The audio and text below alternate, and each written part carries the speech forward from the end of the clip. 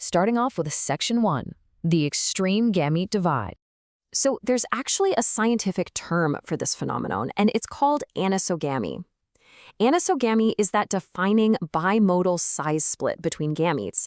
Basically, it means you have very small male gametes, the sperm, and very large female gametes, the eggs. Getting a grip on anisogamy is pretty much the foundational key to unlocking everything else we're going to talk about today. Just look at the immense structural complexity in this female oocyte. It provides virtually all the cellular organelles, the metabolic inclusions, the nourishment, and the initial genetic programming needed to actually support an embryo. It's literally a fully stocked survival capsule. The sperm, on the other hand, brings almost nothing to the table except a haploid nucleus. Which brings us to Section 2, the parasite-host arms race. Back in 1972, a researcher named Parker proposed this disruptive selection model, and it reveals what is essentially an evolutionary tragedy of the commons. Let's break down the math real quick. Assume a parent has a fixed energetic budget. We'll call that M.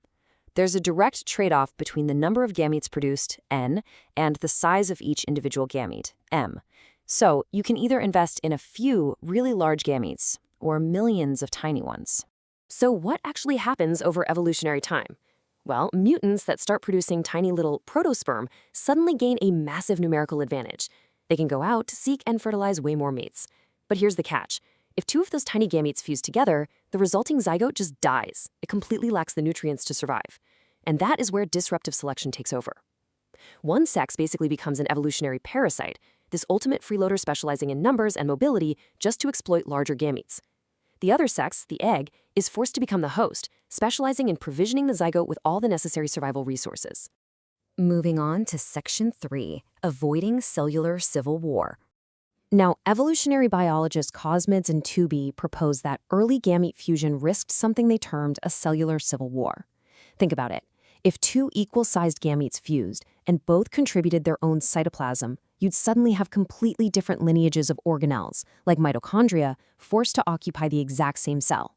And to prevent those different organelle genomes from destructively competing with each other, nuclear genes evolved to enforce a really strict rule: uniparental inheritance. Basically, one parent's organelles must be destroyed. Because of this, sperm evolved to completely discard their cytoplasm and mitochondria the moment fertilization happens. The egg keeps hers, which establishes a single, clear chain of command and entirely suppresses any internal cellular conflict. All right, now for the main event. Section 4, Hurst's pathogen hypothesis. What if shedding all that cytoplasm wasn't just about saving energy or stopping a civil war? What if it was fundamentally about preventing disease?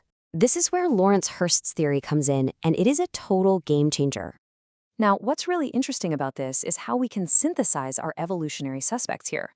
We have Parker focusing on resource exploitation, we've got Cosmides and Tooby looking at preventing mitochondrial conflict, and now we have Hurst framing anisogamy as this incredibly sophisticated pathogen defense mechanism. Here is the absolutely crucial takeaway. Cytoplasm is not just some harmless nutrient soup. It is a prime vector for microscopic invaders. We're talking sexually transmitted diseases and really dangerous intracellular parasites. Hurst argues that anisogamy evolved specifically as a way to minimize the risk of a zygote acquiring these cytoplasmically housed infections. Because the tiny male gamete contributes virtually no cytoplasm during fertilization, the zygote cytoplasm is inherited strictly maternally, and that brilliantly insulates the developing embryo from any paternal cytoplasmic pathogens. It's literally like dropping infected cargo before you enter a safe house. The sperm isn't just traveling light to be fast, it's traveling light to be clean. Finally, Section 5, evolutionary ripple effects. So because of all the mechanisms we just went over, the resource trade-offs, the cellular civil war, and especially Hurst's pathogen defense, eggs represent a massive, massive initial parental investment compared to sperm. And because of that, females instantly became the limiting resource in the evolutionary mating pool. And honestly, this brings us right to the very foundation of animal behavior. This fundamental asymmetry in gametes drives so much of what we see across the entire animal kingdom today.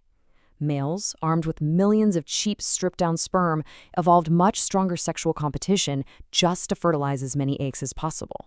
Females who are producing only a limited number of these expensive, resource-rich, pathogen-free eggs evolved greater choosiness. They had to safeguard their incredible gametic investment. Now, you know evolution always throws us a curveball. There are exceptions that just prove the rule of how adaptable life is. Take the Hymenoptera, your ants, bees, and wasps. They sometimes just bypass normal fertilization altogether. Under a system called haplodiploidy, males actually develop from completely unfertilized eggs, meaning they have no father and are entirely haploid. Or look at the parthenogenic whiptail lizard, Aspidocilius uniparens. It's an all-female species. They reproduce completely asexually.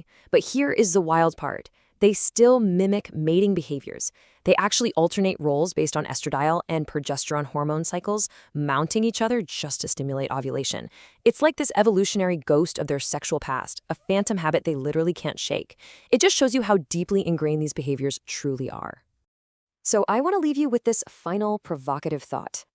The next time you're watching a nature doc and you observe the complex, sometimes totally bizarre mating rituals of animals, or hey, even the dynamics of human relationships, ask yourself this. Could this entire foundation of behavior have been set in motion billions of years ago by a microscopic war against intracellular parasites? It is just wild to think that the reason a peacock displays its feathers might trace all the way back to Hurst's pathogen hypothesis and a single cell's desperate attempt to keep its cytoplasm clean. Thanks so much for joining me for this explainer, and as always, keep questioning the world around you.